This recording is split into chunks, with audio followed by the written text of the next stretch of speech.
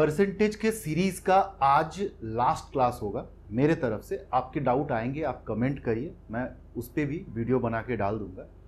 Percentage के series में अब तक हमने क्या देखा कि कुछ सवाल ऐसा है जो एडिशन पे बनता है, कुछ सवाल ऐसा है जो सक्सेशन पे बनता है। आज मैं बेसिकली उन दोनों को रिकैप कराते हुए जितने भी नए वेराइटीज हैं क्वेश्चन के वो रखूंगा आपके सामने, ठीक है। तो परसेंटेज का आज क्लास नंबर 11 है।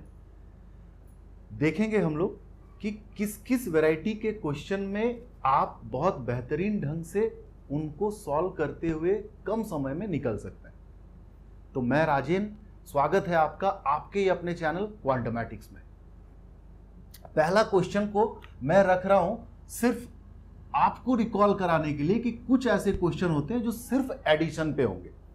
सेकंड क्वेश्चन में लेके आऊंगा वो सवाल जो सिर्फ सक्सेशन पे है, और थर्ड क्वेश्चन से मैं कंटिन्यू करूंगा उन सारे क्वेश्चंस को कि आप देख पाएंगे कि एडिशन और सक्सेशन एक ही क्वेश्चन में जरूरी हो रहा है, ठीक है। क्वेश्चन आपके स्क्रीन के ऊपर देखो, मैं डिक्टेट कर रहा हूं। Prerna spend 25% of her monthly income on house rent, 20% on food and 10% on travelling. Finally he save ₹8100 per month. Find her total annual salary. बात को समझो, क्यों मैंने कहा कि ये क्वेश्चन एडिशन पे है, क्योंकि ऑफ द रिमेनिंग या ऑफ द रेस्ट या ऑफ द बैलेंस ऐसा कोई लैंग्वेज क्वेश्चन के अंदर पे आ ही नहीं रही है। प्रेरणा 25% एक्सपेंड करती है किसका, मंथली इनकम का, किस चीज पे, हाउस रेंट पे। 20% फिर खर्च करती है फूड पे, और 10% खर्च करती है वो ट्रैवलिंग पे। एंड फाइनली ही सेव, उसका जो सेविंग है भाई वो दी हुई है 8100 पर मंथ। क्या पूछा है देखेंगे, ठीक है। तो आप इस तरह से देखो कि ये चूंकि एडिशन पे है तो एक्सपेंडिचर सारे को हम जोड़ सकते हैं। एक्सपेंडिचर कितना हो जाएगा, 25 + 20 + 10, यानी कि एक्सपेंडिचर का जो परसेंटेज है वो 55% है। अगर एक्सपेंडिचर 55% है मेरे भाई, तो सेविंग का परसेंटेज, द रिमेनिंग, सबट्रैक्ट कर लो उसे 100%। 100% को हम मान के चलते हैं कि टोटल इनकम अगर है तो सेविंग उसकी होगी 45%। 45% दी हुई है 8100, यानी कि अगर 45% 8100 है तो टोटल इनकम दैट इज 100% क्या होगा, 8100 बाई 45 इंटू 100। अगर 9 से रिड्यूस करें, 9 5 जा 9 9 जा 5, इसको काटेगा 20 में, यानी कि 18 और 3 जीरो। बट ध्यान देना ये मंथ के साथ रिलेटेड है, यानी कि ये जो आपका सैलरी आया होगा ये मंथली आया होगा। सवाल के अंदर आपसे पूछ रहा है कि एनुअल सैलरी क्या है, तो कुछ नहीं करना है, एनुअल सैलरी निकालना है अगर, तो जो मंथली सैलरी हमने पाया उसको हम बस 12 से मल्टीप्लाई कर देंगे। 96 9 12 1 21 और 3 जीरो चिपका देना, यानी कि 216,000 2,16,000 is her annual salary. Clear, option number 2। अब आते हम लोग कुछ ऐसा क्वेश्चन लेकर के जिसमें सिर्फ सक्सेशन के बारे में बात करिए, राइट। क्वेश्चन मैं पढ़ रहा हूं, देखो। Annu spend 12.5% on food, 20% of the remaining on tour, 16.66% of the rest on entertainment. तो आप देख पा रहे होंगे कि इस क्वेश्चन में पहला जो एक्सपेंडिचर है 12.5% फूड पे, इसको करने के बाद of the remaining 20% on tour, फिर कह रहा है of the remaining 16.66% on entertainment. मैं ये जो लाइन खींच रहा हूं ना, ये जो लकीर खींच रहा हूं, ये मैं डेलिबरेटली कर रहा हूं आपको ये शो करने के लिए कि इसके जैसा नहीं है। यहां पे ये खर्च भी इनकम पे, ये खर्च भी इनकम पे, ये खर्च भी इनकम पे, इस वजह से ये बन पड़ा एक एडिशन का क्वेश्चन। बट यहां पे सिर्फ पहला वाला खर्च इनकम पे, ये वाला खर्च मगर इनकम पे नहीं, बल्कि इस खर्च को करने के बाद जो बच रहा है बचे हुए पे, यानी कि इस खर्च के बाद जो सेविंग है उस सेविंग पे ये खर्च है। क्लियर? यानी कि ये सक्सेशन पे सवाल है, तो इसको सॉल्व करने के लिए हम सक्सेशन का भी तरीका अपनाएंगे। 12.5% that is 1/8, 20% that is 1/5, 16.66% that is 1/6। तो पहला खर्चा 8 पे 1 खर्च, तो बचा कितना? 7। आप मुझसे ये पूछ सकते हो कि सर आप इधर 8 यहां पे 1 क्यों नहीं लिख रहे हो, 7 क्यों लिख रहे हो?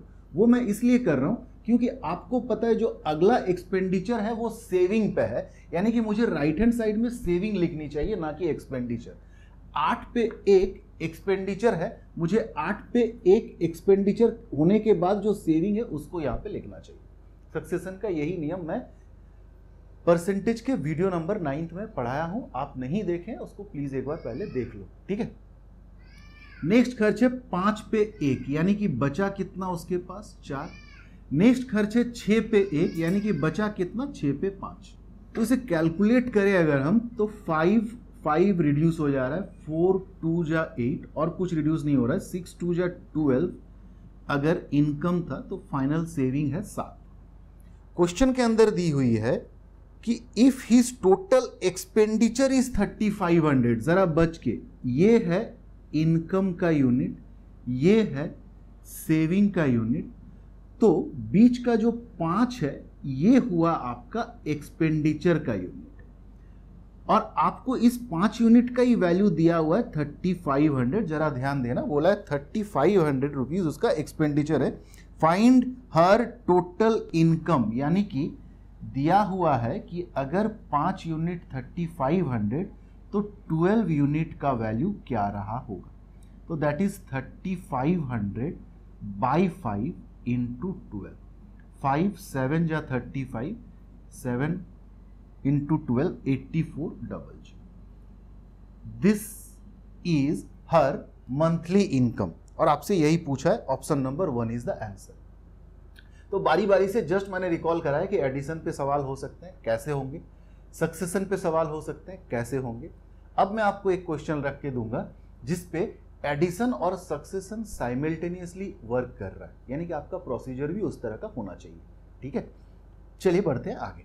क्वेश्चन आपके स्क्रीन के ऊपर देखो, Sameer spend 24% of his monthly income on food, 15% on education of his children, of the remaining he spent 25% on entertainment and 20% on convenience.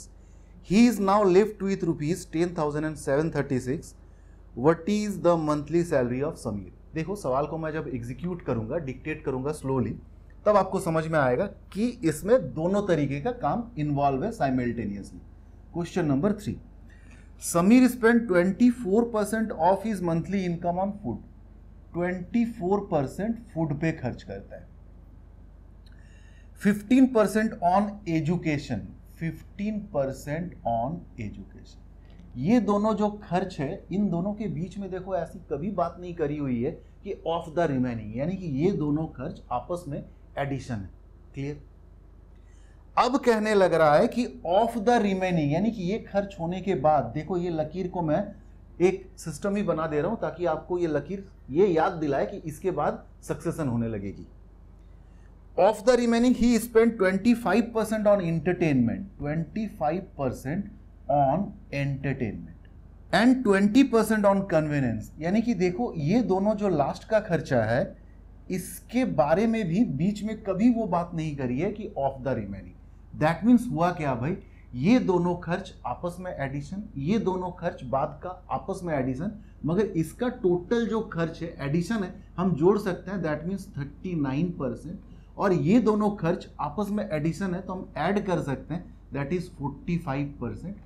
कह क्या रहा है कि इस खर्च का इस खर्च के साथ सक्सेशन में रिलेशन है, बस इतना बात आपको समझना होगा। 39% को हम और रिड्यूस नहीं कर सकते हैं, ना करेंगे। 100 में अगर 39 खर्चा हुआ भाई, तो बचा कितना होगा आपका 61। 45% इसको रिड्यूस कर सकते हैं, 5 9 5 20, यानी कि 20 में खर्चा हुआ 9 तो बचा 11। कुछ भी देखो रिड्यूस नहीं हो रहा है, दैट मीन्स हम मल्टीप्लाई करें अगर तो 2000 बना के देगा 671। ठीक है, क्वेश्चन में क्या बोल रहा है कि he is now left with rupees 10,736, left with rupees. तो आप जानते हैं कि ये यूनिट इनकम का है, ये यूनिट सेविंग का है, और यही दिया हुआ है कि 671 यूनिट जो है भाई वो है आपका 10736। आपसे पूछ रहा है what is his monthly salary, that means आपसे 2000 यूनिट का वैल्यू पूछ रहा है। क्या होगा 10,736 बाई 671 इंटू 2000।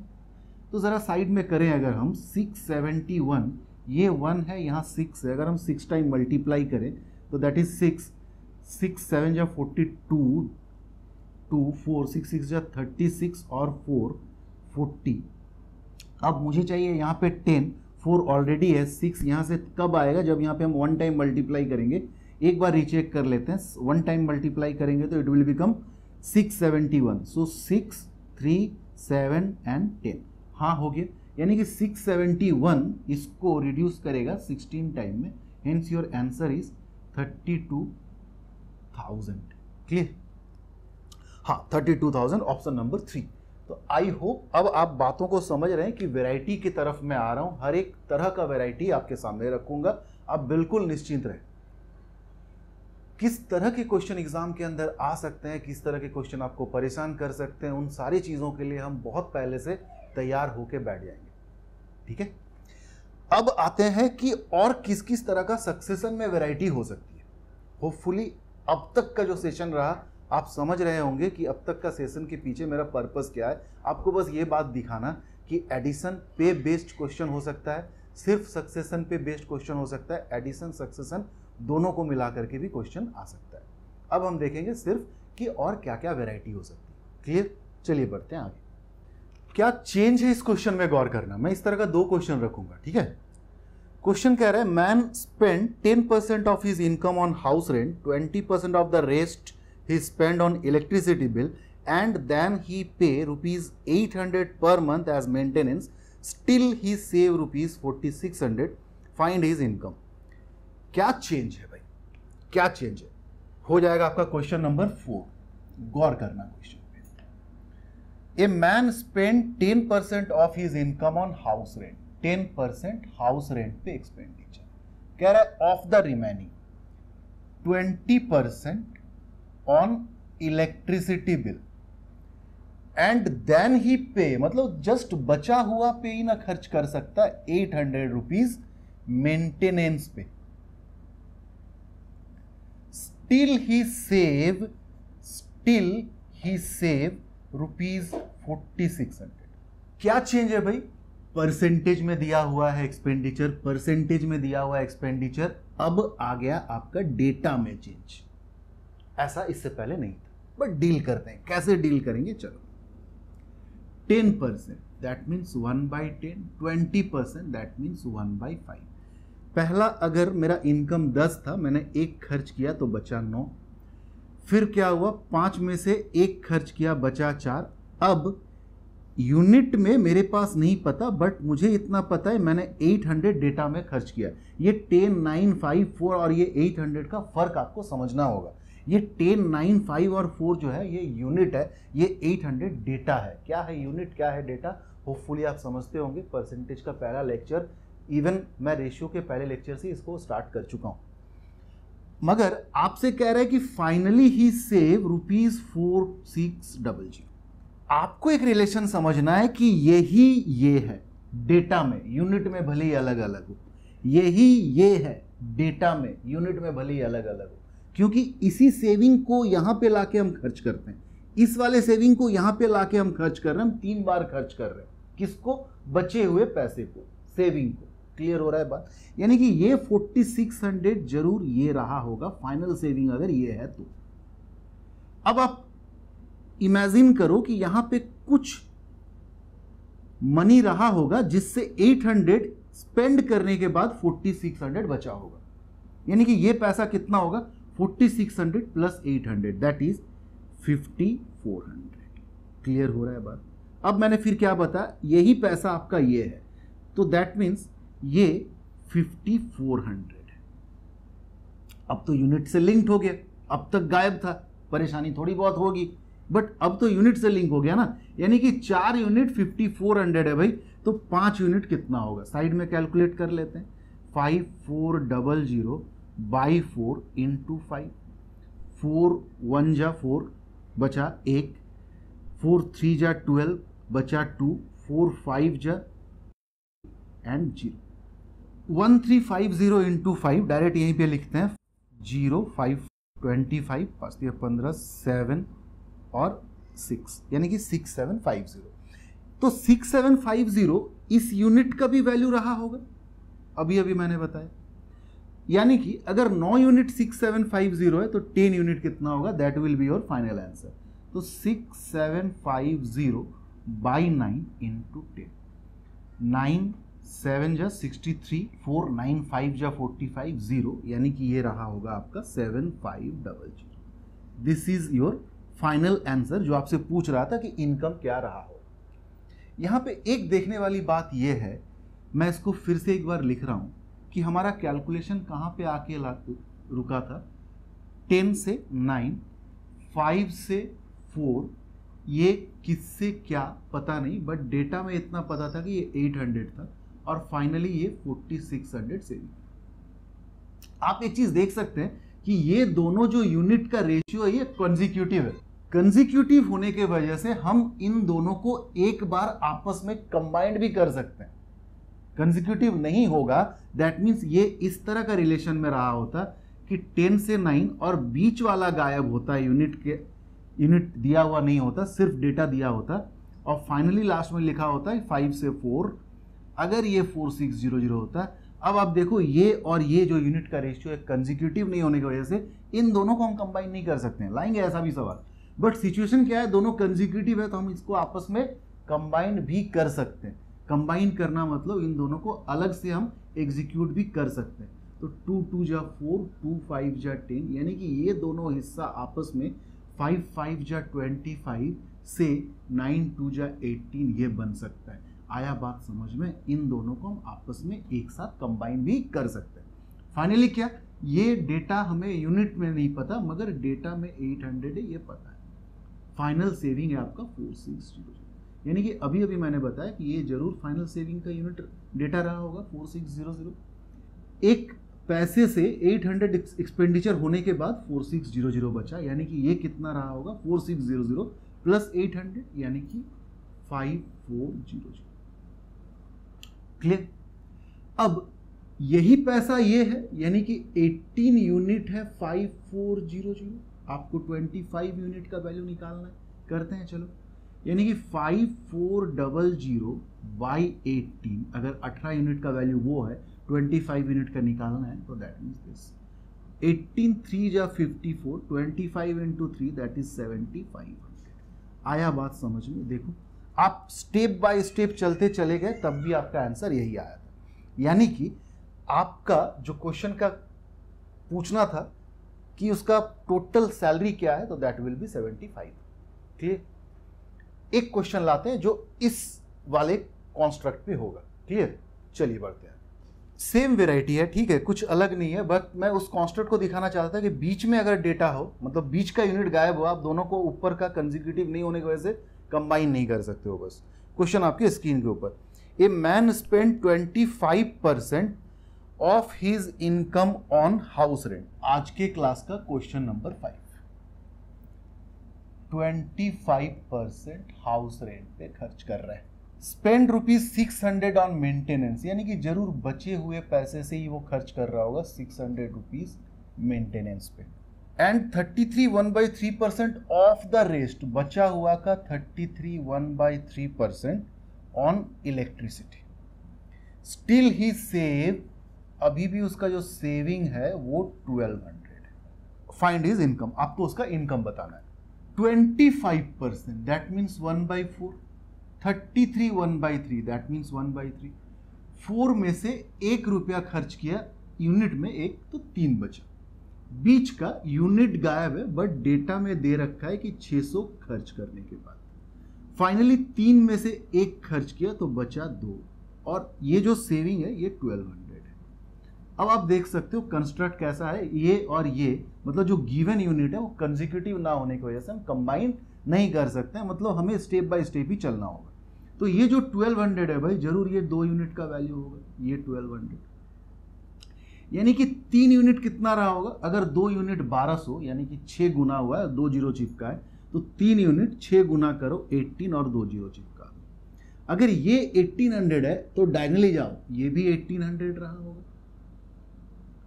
अब कुछ पैसे से 600 खर्च करने के बाद बचा होगा 1800, यानी कि ये पैसा कितना रहा होगा, 1800 प्लस 600 यानी कि 2400।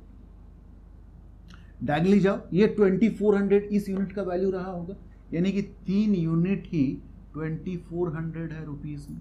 तो अगर 3 यूनिट 2400 तो 4 यूनिट क्या होगा, वही आपका आंसर होगा। 3 यूनिट 2400 यानी कि 8 गुना होके 2 जीरो चिपकाना है, 8 गुना करो, 8 4 जा 32 और 2 जीरो चिपका दो, यानी कि उसका जो मंथली इनकम है वो 3200 है। This is your answer. Clear? अब इसी तरह का कुछ और वैरायटी देख लेते हैं, फिर धीरे धीरे क्लास को एंड करने की तरफ आएंगे। ठीक है, मजा आ रहा है? चलो बढ़ते हैं आगे। चेंज को पकड़ना, चेंज क्या है, वैरायटी क्या है। A person spend his total income on food in the ratio 10:3, 2/3 of the remaining on house rent and 16.2/3% on maintenance. He now spent 14.2/7% of the remaining money on traveling. Finally, he saved 1500. Find his total income. ऐसा question है, वो truck के पीछे लिखा रहता है ना, सावधानी हटी दुर्घटना घटी, वही क्वेश्चन है। जरा सा अगर आप थोड़ा देर के लिए भी अपना कंसंट्रेशन लूज करते हो तो गए काम से। आओ करते हैं क्वेश्चन को। आज के क्लास का question number 6। A person spend his total income on food in the ratio 10:3. 10:3 में इनकम का और एक्सपेंडिचर का रेशियो दिया हुआ है, यानी कि पहला जो खर्च है भाई वो 3/10, 10 में 3 खर्च करता है। आई बात समझ में? 2/3 of the remaining on house rent, 2/3 of the remaining on house rent. अच्छा, ऑफ द रिमेनिंग यानी कि ये वाला खर्च होने के बाद 2/3 of the remaining and 16.2/3% on maintenance, यानी कि 16.2/3%। डायरेक्ट हम फ्रैक्शन में लिखते हैं। आप गौर करो, इन दोनों के बीच कभी भी ऑफ द रिमेनिंग वाला सेंस नहीं जुड़ा हुआ, यानी कि ये दोनों खर्च एडिशन में। He now spend 14.2/7% of the remaining money on travelling, यानी कि ये दोनों खर्च होने के बाद जो बचा उसका 14.2/7% यानी कि 1/7। ये कुछ अलग तरीके से दिया हुआ था, इसको हमने सीखा। इसको करने के बाद जब देखा कि जिस टॉपिक से मैंने स्टार्टिंग ही किया था चैप्टर का, आज के क्लास का, कि एडिशन और सक्सेशन एक साथ हो सकता है, उसको हमने सीखा। अब कुल मिलाकर के आप खुद भी समझ पा रहे होंगे कि कैसे एग्जीक्यूट करना है। तो जरा देर के लिए आप वीडियो को पॉज करके खुद से सॉल्व करें, फिर वापस आए वीडियो में कि आप किस हद तक सही किए हैं। ठीक है, होपफुली आपने सही किया होगा। चलिए, तो 10 में से 3 खर्च किया भाई, बचा कितना, 7। अगेन ये दोनों खर्च चूंकि एडिशन में, हम इसका काम पहले कर लें। एलसीएम होगा 6, क्योंकि आपस में दोनों को जोड़ सकते हैं। 3 2 जा 6, दैट इज 4 + 1 यानी कि 5/6। 6 में से 5 खर्च किया, 6 में से 5 खर्च किया तो बचा कितना, 1। फिर अगेन 7 में से 1 खर्च किया तो बचा कितना, 6। ये एडिशन में था, अलग से कर लिए। 1 और इसका ये वाला और ये तीनों सक्सेशन में, इसलिए ऐसे। क्लियर? चलो कैलकुलेट करें अगर, तो ये तो रिड्यूस ही हो गया, तो फाइनली बचा कितना, 10 में से 1। और क्या दिया हुआ था भाई, दिया हुआ था ही सेव 1500, यानी कि ये जो 1 यूनिट है ये डेटा में 1500 है। आपको फाइंड इज टोटल इनकम, तो ये इनकम का यूनिट है, ये निकालना है। तो 1 यूनिट अगर 1500 तो 10 unit 15,000। This is your answer. Clear? आते फटाफट से नेक्स्ट क्वेश्चन में, क्वेश्चन नंबर 7। देखो क्या चेंज, ठीक है। A person spend X% of his total income on food. पहला खर्चा X% ऑन फूड, यानी कि गायब है, एक तरह से पूछेगा आपको। 25% of the remaining on house rent, बचा हुआ का 25% house rent. Finally he save 70% of his total income, यानी कि ये वाला रिजल्ट दिया हुआ है। क्या सेविंग जो है वो 70% ऑफ हिज टोटल इनकम है। चेंज समझ में आए? चलो, यानी कि पहला ही यूनिट आपको नहीं पता, X 25% मीन्स 1/4, तो 4 में से 1 खर्च किया, बचा 3। फाइनली जो सेविंग दिया हुआ है, मतलब ये वाला जो रिजल्ट दिया हुआ है वो कितना, 70%, दैट इज 7/10। यानी कि 10 अगर इनकम था तो सेविंग कितना, 7। सेविंग है ना, इसको भी 10 में से 7 घटाकर 3 मत लिखने लगना, क्योंकि डायरेक्ट बोला हुआ सेविंग है 70% ऑफ द इनकम, यानी कि अगर ये इनकम है तो ये सेविंग है, और हमें इस साइड में हम सेविंग ही लाते हैं, ठीक है। अब याद करो, मैंने परसेंटेज के किसी ना किसी क्लास में सक्सेशन का ही ये चीज बताया होगा कि इसको और इसको गेस कैसे करते हैं। इन दोनों का प्रोडक्ट को इधर लिखो, दैट इज 30, और इन दोनों का प्रोडक्ट को इधर लिखो, दैट इज 28। आप जानते हैं ये आपस में रिड्यूस हो रहा था, आप रिड्यूस भी कर सकते हैं। 2 14 जा 2 15 जा, यानी कि ये जो X% निकलने का काम शुरू होगा वो यही से होगा, 15 से 14 बना, यानी कि खर्च कितना किया होगा, एक खर्च किया है 15 में से, तो परसेंटेज कितना, 62/3%। क्लियर? आप भूल रहे हो, याद नहीं है, तो आप 100 मल्टीप्लाई करके भी इस चीज को पा सकते हैं, ठीक है। पाने में क्या जाता है। तो लगभग इस तरह के जितने वैरायटी मुझे लगता है कि आप परेशान हो रहे होंगे, उसको मैंने रख दिया। अब मैं जो क्वेश्चन लेके आता हूं वो बिल्कुल ही अलग है, अलग नहीं है मतलब इस सेंस में अलग नहीं है, काम यही है, बस हम समझते हैं अलग तरीके से। वो हमारे समझने का जो तरीका है उसको ठीक करना है, वो ठीक हो गया तो आपको बहुत मजा आएगा, और रियली बहुत मजेदार क्वेश्चन है वो, ठीक है। फटाफट से रखते हैं इसके बाद। चलिए, क्वेश्चन आपकी स्क्रीन के ऊपर, मैं क्वेश्चन रीड कर रहा हूं, देखो सिर्फ लैंग्वेज में अलग है यार। जब हम लोग करेंगे, इसके अंदर घुसेंगे और लैंग्वेज को इंटरप्रेट करेंगे, हमारे उसी ढंग के क्वेश्चन के साथ कंपेयर करेंगे, तब हमें समझ में आएगा कि क्या करते थे, क्या समझते थे। बस समझ को चेंज करना है।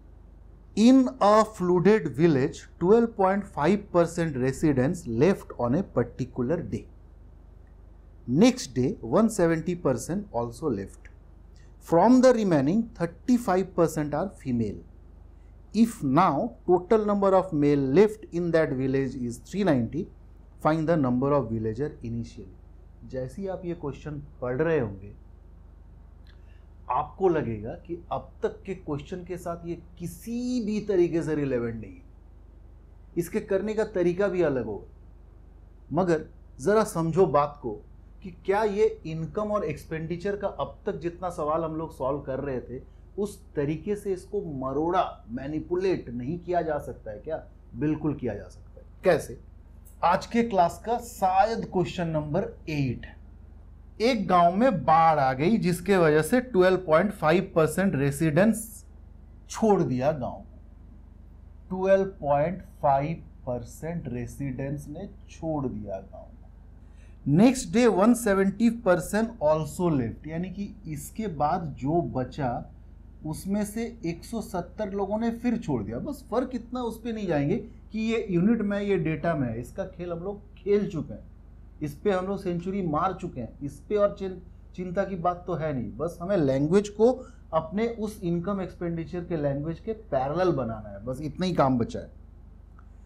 From the remaining 35% are female. अब आप सोचो यहां से इनकम एक्सपेंडिचर में इतने लोग गांव को छोड़ दिए, फिर अगला दिन 170 लोग और छोड़ दिया, अब बचे हुए में से 35% फीमेल है, यानी कि ये जो 35% है ये फीमेल है। जरा गौर करो कि ये फीमेल नहीं होता, ये पैसा होता और हम इसे खर्च कर देते, मतलब हम सारे फीमेल को खर्च कर देते। फीमेल धरातल पे कोई होता ही नहीं, तो सिर्फ हम मेल लोग होते। और क्या होता है, यही तो मैं समझाना चाहता हूं कि इससे जो बचता वो सिर्फ क्या होता है भाई, मेल होता है। सारे फीमेल को हमने खर्च कर डाली। यही कह रहा है आपसे, if now total number of male left in the village is 390, ये जो मेल लेफ्ट है ये 390 है, दैट मीन्स ये मेल ना होकर के मेरे लिए क्या है, सेविंग है, सेविंग 390 है। क्लियर हो रहा है बात? एक बार और रिपीट करके देख लो, मुंह लटकाने से क्या होगा, ठीक है। चल, तो 12.5% दैट इज 1/8, 8 में से एक खर्च कर लिया भाई 7। अगला हमें यूनिट में नहीं पता, डेटा में पता 170। 35% यानी कि 5 7 जा 520 जा, तो 20 में से हमने 7 खर्च कर डाली, बचा कितना, 13। तो फाइनली जो है ये चीज ये 390 है, क्योंकि फाइनल सेविंग मेल का है, जो सेविंग एलिमेंट है वही मेल है, वो 390 है, यानी कि 13 यूनिट 390। फिर पंगा क्या हो गया, 2 यूनिट के रेशियो के बीच में डेटा आ गया, इन्हें यानी कि ये दोनों कंसेक्यूटिव नहीं होने की वजह से हम कंबाइन नहीं कर सकते, तो स्टेप बाय स्टेप चलना होगा। तो दिक्कत क्या है, 13 यूनिट 390 है, 20 यूनिट कितना होगा भाई, 13 3 जा एंड 0, तो 3 जा दैट इज 6 और 0 600। आप जानते हो यही 600 डायगोनली ये रहा होगा, तो ये कितना रहा होगा, जिस पे 170 खर्च हो गए या जिससे 170 भाग के 600 बचा, तो ये 770 रहा होगा। फिर डायगोनली चलो, ये 770 इस यूनिट का वैल्यू रहा होगा, तो इस यूनिट का वैल्यू क्या रहा होगा भाई, 11 टाइम्स एंड 0, 11 टाइम्स एंड 0। क्या पूछ रहा था आपसे क्वेश्चन में, देखो आपसे पूछ रहा था find the number of villager initially, starting में कितने विलेजर थे, तो 880 विलेजर थे। आया मजा? हाँ, तो इस पे क्या था, बस हम लैंग्वेज को इंटरप्रेट नहीं करते थे, और इंटरप्रेट करते थे तो दो जो अलग अलग चीजें हैं, एक इनकम एक्सपेंडिचर और एक इस टाइप के सवाल को, दोनों को हम एक पार्ट करके रखे थे, एक डिवाइडर के इस साइड, एक डिवाइडर के उस साइड। अब मैंने डिवाइडर ही उखाड़ दिया, ठीक है, टेंशन खत्म, चिंता मुक्त। चलो एक इस तरह का और क्वेश्चन करते हैं और आज के क्लास को खत्म करते हैं। आज का क्लास खत्म होगा, मेरे तरफ से परसेंटेज भी खत्म हो जाएगा, फिर हम लोग आएंगे प्रॉफिट एंड लॉस में, ठीक है। चलिए नेक्स्ट क्वेश्चन में आते हैं हम लोग, क्वेश्चन नंबर 9। क्वेश्चन है, in a certain company 37.5% employee are female, 40% of the male are graduate, 11.11% of non-graduate male are computer literate. If 270 males are neither graduate nor computer literate, then find the total number of employees. रुक के करेंगे, आराम से करेंगे, सीखेंगे। In a certain company, question number 9, 37.5% employee are female. ये जो है ये फीमेल है। गौर करो, अगर ये पैसा होता और हम इसे खर्च कर देते तो जो बचता वो कौन होते, वो मेल होते, ठीक, यानी कि 100% में से इसको हम सबट्रैक्ट करेंगे तो जो परसेंटेज बनेगा वो मेल का होगा, ऑब्वियस सी बात है। और अब इत्तेफाक देखो, आगे जो बात करेगा वो इसी सब्जेक्ट पे करेगा, मेल पे करेगा। देख लो, 40% of the male are graduate, यानी कि मेल का हम यूनिट नहीं लिख रहे हैं परसेंटेज में 100 से घटा के, हम ये लिख रहे हैं कि जो भी मेल रहा होगा उसका 40% जो है वो ग्रेजुएट है। यानी कि इसको भी अगर हम खर्च कर दें तो अब कौन बचेगा, अब बचेगा मेल बट नॉन ग्रेजुएट। गौर करो, यानी कि अब जो लाइन बोलेगा देखना, मेल और नॉन ग्रेजुएट के ऊपर ही बोलेगा। क्या बोला, 11.11% ऑफ नॉन ग्रेजुएट मेल का 11.11% आर कंप्यूटर लिटरेट, यानी कि ये लोग कंप्यूटर लिटरेट हैं। यानी कि इसको भी अगर हम खर्च कर दें तो क्या बचेगा, मेल का, नॉन ग्रेजुएट का, वो लोग जो कंप्यूटर, ये लिटरेट थे तो ये इलिटरेट बचेंगे। अब देखना जो बात करेगा वो इसी सब्जेक्ट पे करेगा कि नॉन ग्रेजुएट मेल का कंप्यूटर इलिटरेट। देख लो, if 270 males are neither graduate nor computer literate, clear हो रहा है बात, ये 270 है। यानी कि इतना खर्च होने के बाद अगर हम इसे सेविंग जैसा इंटरप्रेट करें तो final saving of this company या दिस मैन या this person is 270, then find the total number of employ, total employ निकालना है आपको, क्लियर, यानी कि वो 100% निकालना है। चल 37.5%, that means 3/8, 40%, that means 2/5, 11.11%, I think 1/9, ठीक है। चल 8 में से 3 गया, बचा कितना, 5, 5 में से 2 गया, बचा कितना, 3, 9 में से 1 गया, बचा कितना, 8, काम कर गया 5, काम कर गया 3 जा, काम कर गया 8, बचा कितना, this side only 3, this side only 1, यानी कि टोटल नंबर ऑफ एम्प्लॉय अगर 3 है मेरे भाई, तो मेल का नॉन ग्रेजुएट का कंप्यूटर इलिटरेट है 1, और यही 1 यूनिट दे रखा है 270, 3 यूनिट कितना होगा, 1 यूनिट अगर 270, 3 यूनिट 270 इंटू 3, 27 या 81, 810, this is the total number of employ. तो उम्मीद करता हूं कि आज के क्लास में जितनी भी वैरायटी आप एक्सपेक्ट कर रहे होंगे, आप जो भी बुक फॉलो करते हैं उसमें से जाके बनाइए। फिर भी अगर कुछ और इश्यू रह जाए आप कमेंट करो, मैं जवाब दूंगा। और अगर आपका डाउट्स कुछ अलग ही तरीके का होगा जिसको मैं टेलीग्राम के थ्रू नहीं सॉल्व करके बता सकता हूं, तो मैं उस पर भी वीडियो बना दूंगा। इसी तरह से प्यार, इसी तरह से सपोर्ट बरसाते रहिए। हमारा जो चैनल का लिंक है वो मैं डिस्क्रिप्शन में दे दूंगा, टेलीग्राम का जो लिंक है वो भी डिस्क्रिप्शन में रहेगा। खुद भी आनंद लीजिए, अपने दोस्तों को भी बताइए, ठीक है। जो इरेगुलरिटी थी, जो इरेगुलरिटी हुई, उसको माफ़ करो। अब आगे मैं रेगुलर वीडियो अपलोड करता चला जाऊंगा, ठीक है। चलिए अपने प्रिपरेशन को बेहतर बनाइए। Best of luck guys, bye bye.